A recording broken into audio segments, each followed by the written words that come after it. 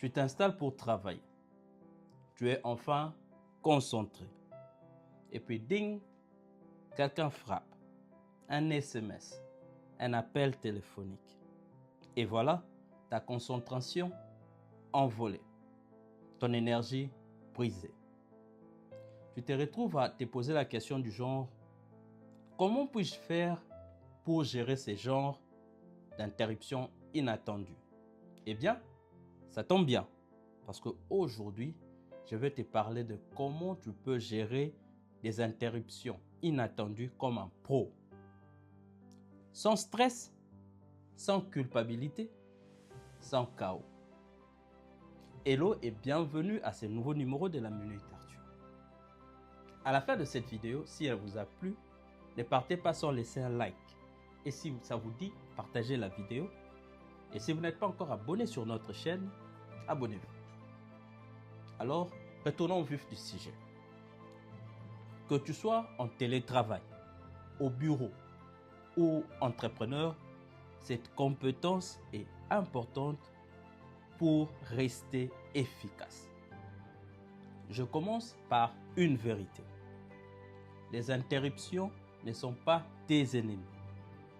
C'est ta réaction face à elles qui fait la différence. D'ailleurs, tu ne pourras pas toutes les éviter. Mais tu peux par contre choisir comment y réagir. Remplace la phrase qui dit « Pourquoi ça n'arrive qu'à moi ?» à celle qui dit « Comment rester au contrôle même quand autour de moi tout semble chaotique ?»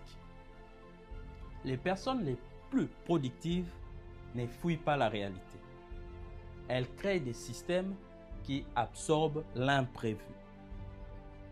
Toutes les imprévus ne se valent pas. Il en existe deux types. Le premier, c'est ce que j'appelle les bruits.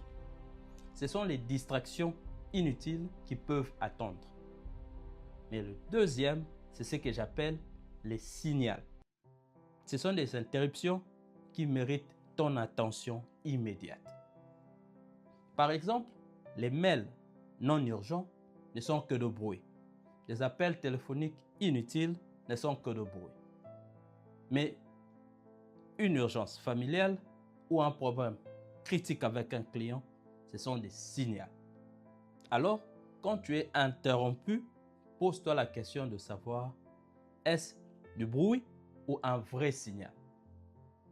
Si c'est du bruit, ignore-les temporairement pour peut-être les reprendre plus tard. Mais si c'est un vrai signal, arrête-toi, concentre-toi à l'imprévu et puis reviens à ta tâche principale. Pourquoi? C'est pour t'éviter le multitâche. Cette simple question de savoir si c'est du bruit ou un vrai signal peut déjà te sauver sur le point de vue concentration durant la journée. Voici 3 techniques que j'utilise personnellement. 1. Ignorer avec intention. C'est lorsque je prends par exemple mon téléphone et je mets sur mode avion. C'est pour me dire que intentionnellement, je ne veux pas être interrompu par les bruits venant de mon téléphone. Deuxième technique, reporter avec des limites claires. Quand je suis par exemple interrompu par un coup de fil pendant que je travaille, je peux répondre et dire à la personne, je peux te rappeler dans 30 minutes, ou dans 1 heure, ou dans 3 heures. En faisant cela, je ne dis pas non, je dis pas maintenant. Et troisième technique, c'est gérer avec présence.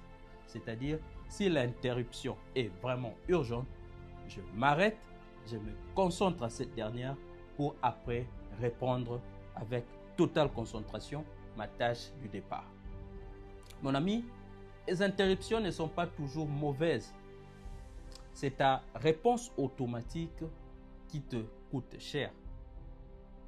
Quand tu es interrompu, tu n'es pas obligé de répondre directement.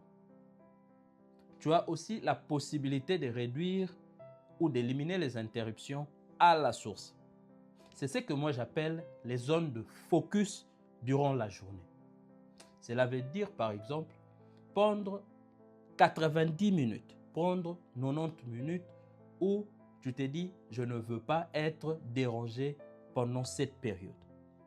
Alors, pendant ces moments de concentration, tu peux par exemple prendre ton téléphone et le placer dans une autre pièce, physiquement t'éloigner de ton téléphone. Ou encore, dire à ta famille ou aux membres de ton équipe, je ne veux rien recevoir, rien entendre durant ces 90 minutes. C'est important pour toi parce que ça envoie un signal fort à ceux qui sont autour de toi.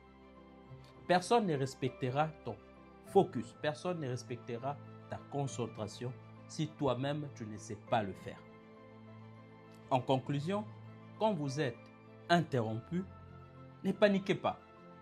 Posez-vous la question de savoir si c'est du bruit ou c'est un vrai signal et réagissez avec les bons niveaux de réaction.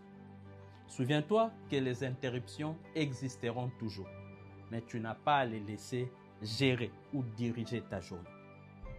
À ton tour, dis-moi dans le commentaire quelle est cette interruption qui te dérange le plus en ces moments et comment tu fais pour y remédier. Et aussi, si tu veux recevoir des conseils pratiques en productivité pour améliorer ta productivité, abonne-toi sur notre chaîne. Peace! I'm out.